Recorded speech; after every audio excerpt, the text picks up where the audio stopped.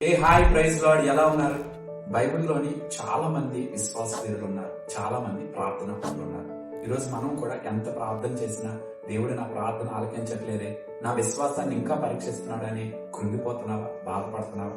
సమూయేలు గ్రంథంగా చదివితే అక్కడ ఒక స్త్రీ ఎన్నో సంవత్సరాలు బట్టి ప్రార్థన చేస్తుంది, ఒక కుమారుడిని నేను కనాలని. దేవుడు ఒక రోజు తన ప్రార్థన ఆలకిస్తాడు, కుమారుడికి జన్మనిస్తాడు. నిజంగా ఈరోజు అన్నా జీవితంలో మనం గమనిస్తే అన్న ప్రార్థించింది, మూలిగింది దేవుని సన్నిధిలో. ఎంతో మంది ఎన్నో రకాలుగా నిందించుంటారు, కొట్రాలని ముద్ర వేసుంటారు. ఆ ముద్రను మార్చిన దేవుడిని విశ్వసించింది. ఈరోజు నీ జీవితంలో కూడా ఏదైనా నిందని మీదేస్తున్నారా, ఏదైనా అవమానం చేస్తున్నారా, నిందల పాలు చేస్తున్నారా? దేవుని వైపు చూద్దాం, ప్రార్థిద్దాం, మోకరిద్దాం, దేవుని సన్నిధిలో వెళ్తాం.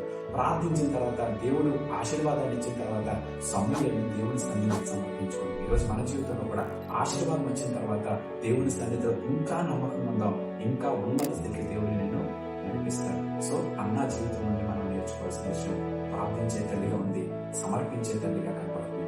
So think about it.